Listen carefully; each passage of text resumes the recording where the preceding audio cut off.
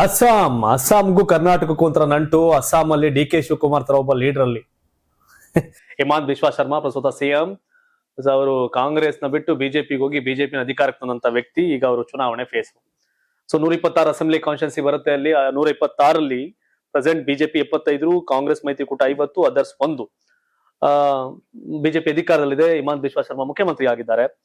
ಆದ್ರೆ ಈಗ ಚುನಾವಣೆಯಲ್ಲಿ Congress 50 ಬಂದಿತ್ತಲ್ಲ, 50ರಲ್ಲಿ 16 seat all India United democratic front ಅಂತ ಬದ್ರುದ್ದೀನ್ ಅಜ್ಮಲ್ ಅನ್ನೋರ್ ಪಾರ್ಟಿ, ಅವರೇ 16 MLA ಗೆದ್ದಿದ್ರು. ಅವ್ರೀಗ ಕಾಂಗ್ರೆಸ್ ಮೈತ್ರಿಕೂಟದಿಂದ ಹೊರಗಡೆ ಹೋಗಿ ಸ್ಪರ್ಧೆ ಮಾಡ್ತಾ ಇದ್ದಾರೆ. ಅಟ್ ದಿ ಸೇಮ್ ಟೈಮ್ ಏನು UPPL ಅನ್ನೋ ಒಂದು ಪಾರ್ಟಿ ಅಲ್ಲಿತ್ತು ಕೂಡ, ಅವರು ಕೂಡ ಪ್ರತ್ಯೇಕವಾಗಿ ಸ್ಪರ್ಧೆ ಮಾಡಿ ಒಂದಷ್ಟು ಸ್ಥಾನಗಳನ್ನ ಗೆದ್ದಿದ್ರು. ಅವರು NDA ಬಿಟ್ಟು ಸಪರೇಟ್ ಹೋಗಿ ಕಂಟೆಸ್ಟ್ ಮಾಡ್ತಾ ಇದ್ದಾರೆ. ಕಾಂಗ್ರೆಸ್ ಜೊತೆ ಇದ್ದಂತ ಬೋಡೋಲ್ಯಾಂಡ್ ಪೀಪಲ್ಸ್ ಪಾರ್ಟಿ ಬಂದು ಬಿಜೆಪಿ ಜೊತೆ ನಿಂತ್ಕೊಂಡು ಮೈತ್ರಿಕೂಟದಲ್ಲಿ ಕೆಲಸ ಮಾಡ್ತಾ ಇದ್ದಾರೆ. ಸೊ ಈಗ ಅಸ್ಸಾಂನ 126 ಸ್ಥಾನಗಳು. ಯೋಗಿ ಆದಿತ್ಯನಾಥ್ ಬಿಟ್ರೆ ಬಿಜೆಪಿಯ ದೊಡ್ಡ ಸ್ಟ್ರೆಂತ್ ಅಂದ್ರೆ, ಫೈರ್ ಬ್ರ್ಯಾಂಡ್ ಅಂದ್ರೆ ಅದು ಹಿಮಾಂತ್ ಬಿಶ್ವಾ ಶರ್ಮಾ. ಕರ್ನಾಟಕದಲ್ಲಿ ಡಿ ಕೆ ಶಿವಕುಮಾರ್ ಹೆಂಗೋ ಆ ಟೈಪು ಹಿಮಾಂತ್ ಬಿಶ್ವಾ ಶರ್ಮಾ. ಅವರು ಕಾಂಗ್ರೆಸ್ ಬಿಟ್ಟೋಗಿ ಬಿಜೆಪಿ ಮುಖ್ಯಮಂತ್ರಿ ಆದ್ರು. ಸೇಮ್ ಡೈನಾಮಿಕ್ ಇರೋ ಡಿ ಕೆ ತರ. ಸೊ ಅಲ್ಲಿ ಅಸ್ಸಾಂನ exit poll Ranjita. Yes, first ನೋಡೋದಾದ್ರೆ ಆಕ್ಸಿಸ್ ಮೈ ಇಂಡಿಯಾ ಬಿಜೆಪಿ 88ರಿಂದ 100, ಕಾಂಗ್ರೆಸ್ 24ರಿಂದ 36. ಇನ್ನ ಬೇರೆ ಪಕ್ಷಗಳು ಯಾವ್ದು ಕೂಡ ಖಾತೆ ತೆಗ್ದಿಲ್ಲ. ಬಟ್ ಇದು UPPL BPL ಎಲ್ಲ ಒಂದೇ ಕಡೆ ಬೋಡೋಲ್ಯಾಂಡ್ ಪೀಪಲ್ಸ್ ಪಾರ್ಟಿ ಅಂದ್ರೆ ಅವರೆಲ್ಲ ಫೈಟ್ ಮಾಡ್ತಾರೆ. ಬಟ್ ಇವ್ರಿಗೆ ಸ್ಥಾನ ಬರುತ್ತೆ. ಬಟ್ ಕ್ಲಿಯರ್ ಆಗಿ ಬಿಜೆಪಿ 88ರಿಂದ 100 ಆಕ್ಸಿಸ್ ಮೈ ಇಂಡಿಯಾ ದೊಡ್ಡ ಬಹುಮತ. ಅಂಡ್ 24ರಿಂದ 36 ಕಾಂಗ್ರೆಸ್ ಅಂತಿದೆ. ಸೊ ಕಾಂಗ್ರೆಸ್ಗೆ ದೊಡ್ಡ ಮಟ್ಟಿಗೆ ಹಿನ್ನಡೆ ಅಂದ್ರೆ ತಪ್ಪಾಗೋದಿಲ್ಲ ಇದು. ನೆಕ್ಸ್ಟ್ ಪೀಪಲ್ಸ್ ಪಲ್ಸ್ ನೋಡೋದಾದ್ರೆ ಬಿಜೆಪಿ 68ರಿಂದ 72, ಕಾಂಗ್ರೆಸ್ 22ರಿಂದ 26, ಇನ್ನು AUDF 3ರಿಂದ 5, UPPL ಯಾವ್ದು ಕೂಡ ಇಲ್ಲ. ಇನ್ನು ಇತರ 8ರಿಂದ 10 ಸ್ಥಾನಗಳನ್ನ ಗೆಲ್ಲಬಹುದು. ಸೊ ಇಲ್ಲಿ ಕೂಡ ಬಿಜೆಪಿ 2ಕ್ಕೂ ಬಿಜೆಪಿ ಅಧಿಕಾರಕ್ಕೆ ಬರುತ್ತೆ 2 ಸರ್ವೆಗಳು. ಹೌದು. 3ನೇ ಎಕ್ಸಿಟ್ ಪೋಲ್. 3ರಿಂದ ನೋಡೋದಾದ್ರೆ ಮ್ಯಾಟ್ರೀಸ್ ಬಿಜೆಪಿ 85ರಿಂದ 95, ಕಾಂಗ್ರೆಸ್ 25ರಿಂದ 32, AUDF ಯಾವ್ದು ಕೂಡ ಇಲ್ಲ, UPPL ಕೂಡ ಇಲ್ಲ. ಇಲ್ಲಿ ಇತರೆ 6ರಿಂದ 12 ಸ್ಥಾನಗಳನ್ನ ಗೆಲ್ಲಬಹುದು. ಸೊ 3 ಸರ್ವೆನಲ್ಲಿ ಎಕ್ಸಿಟ್ ಪೋಲ್ 3ಅಲ್ಲಿ ಕೂಡ ಬಿಜೆಪಿ ಬಂದಿರೋದು. 4ನೇದು ನೋಡೋದಾದ್ರೆ JVC ಬಿಜೆಪಿ 88ರಿಂದ 101, ಕಾಂಗ್ರೆಸ್ 23ರಿಂದ 33, ಇನ್ನು ಇತರೆ 2ರಿಂದ 5 ಸ್ಥಾನಗಳನ್ನ ಗೆಲ್ಲಬಹುದು ಅಂತ. ಎಸ್, ಆಗ್ಲಿಲ್ಲ. ಸರ್ಕಾರ ಮಾಡಕ್ ಸಾಧ್ಯ ಇರೋದು ವೋಟ್ ನ ಕೌಂಟ್ ಮಾಡಿದಾಗ. ಎಕ್ಸಿಟ್ ಪೋಲ್ ಇಂದ ಸರ್ಕಾರ ರಚನೆ ಆಗಲ್ಲ, ಎಕ್ಸಾಕ್ಟ್ ರಿಸಲ್ಟ್ ಬಂದಾಗ ಸರ್ಕಾರ ರಚನೆ ಆಗುತ್ತೆ. ಸೊ ಹಾಗಾಗಿ ನಾನು ಪದೇ ಪದೇ ಹೇಳ್ತಾ ಇರ್ತೀನಿ. ಯಾಕೆ ಅಂತಾರೆ, ಬಹುತೇಕ ಎಕ್ಸಿಟ್ ಪೋಲ್ಗಳು ಎಷ್ಟೋ ಸರಿ ಸತ್ಯ ಆಗಿದೆ, ಸುಳ್ಳಾಗಿದೆ. ಎಕ್ಸಾಕ್ಟ್ ರಿಸಲ್ಟ್ ಬಹಳ ಇಂಪಾರ್ಟೆಂಟ್. ಹಾಗಾಗಿ ಕೇರಳ ಹೇಳ್ಬೇಕಾದ್ರೆ ಹೇಳಿದೆ 2011ರಲ್ಲಿ 68 UDF ಅಲ್ಲ LDF, 72 UDF ಇದ್ದಾಗ ಅಧಿಕಾರಕ್ಕೆ ಬಂದಿದ್ದು. 2 ಸೀಟ್ ವ್ಯತ್ಯಾಸ ಇರೋ ಸರ್ಕಾರ ಮಾಡಿದ್ರು. ಕರ್ನಾಟಕ ಬೇರೆ ಕಡೆ ಆದ್ರೆ ಆಪರೇಷನ್ ಕಮಲ ಡಮಾರ್, ಮಹಾರಾಷ್ಟ್ರ ಶಿವಸೇನೆ 2 ಭಾಗ, NCP 2 ಭಾಗ. ಆದ್ರೆ ಕೆಲವೊಂದ್ ಕಡೆ ಕೆಲವೊಂದ್ ರೀತಿ ರಾಜಕಾರಣ ನಡೀತಾ ಇರುತ್ತೆ. For the first time AUDF ಮತ್ತೆ UPPL ಇಂಡಿಪೆಂಡೆಂಟ್ ಆಗಿ ಸ್ಪರ್ಧೆ ಮಾಡಿದರೆ. ಕಳೆದ ಬಾರಿ ಒಟ್ಟಿಗೆ ಇದ್ರು ಚೇಂಜ್ ಆಗಿದೆ, ರಿಸಲ್ಟ್ ಆಗ್ಬಹುದು. ಕ್ಲಿಯರ್ ಆಗಿ ಬಿಜೆಪಿ ಮತ್ತೆ ಅಧಿಕಾರಕ್ಕೆ ಬರ್ಬೋದು. 4 ಕೂಡ ಗಮನಿಸಲೇಬೇಕು. ಯಾಕಂತ ಹೇಳಿದ್ರೆ ಕಳೆದ ಬಾರಿ ಕಾಂಗ್ರೆಸ್ 50 ಸ್ಥಾನಗಳನ್ನ ಪಡ್ಕೊಂಡಿತ್ತು, ಬಿಜೆಪಿ 75 ಪಟ್ಟಿತ್ತು. ಆದ್ರೆ ಇಷ್ಟು ಎಕ್ಸಿಟ್ ಪೋಲ್ಸ್ ಅಲ್ಲೂ ಕಾಂಗ್ರೆಸ್ ಬಹಳಷ್ಟು UPPL ಏನೋ all India United democratic front Badruddin Ajmal ಅವ್ರ ಪಾರ್ಟಿ ಎಕ್ಸಿಟ್ ಆಗಿದಾರಲ್ಲ. ಅವ್ರು 16 MLA ಗಳಿದ್ರು.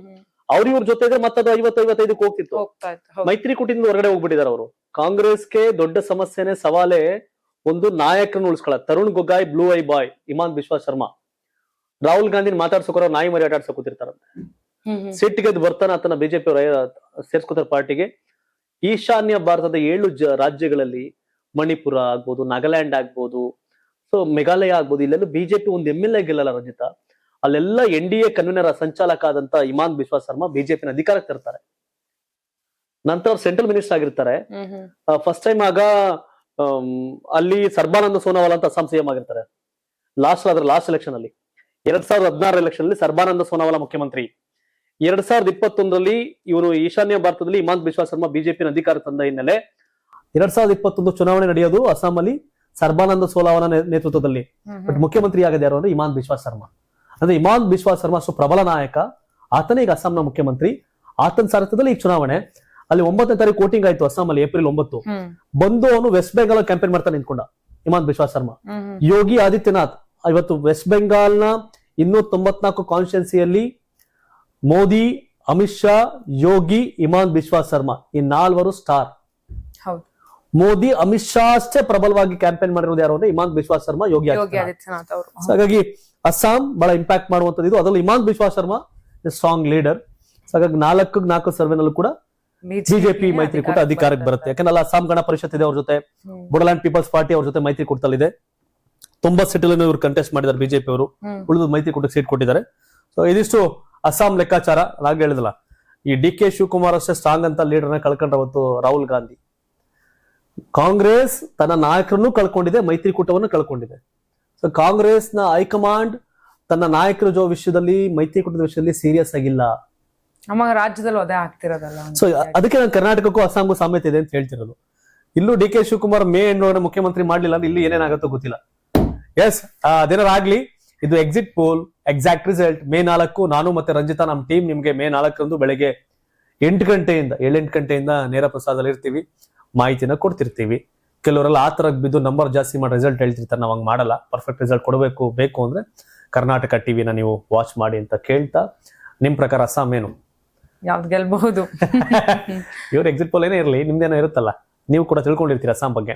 ಕಾಮೆಂಟ್ ಮಾಡಿ ಅಂತ ಹೇಳ್ತಾ ಇದನ್ನ ಮುಗಿಸಿದ್ವಿ. ಇದು ಕರ್ನಾಟಕ ಟಿವಿ, ಕನ್ನಡಿಗರ ಧ್ವನಿ.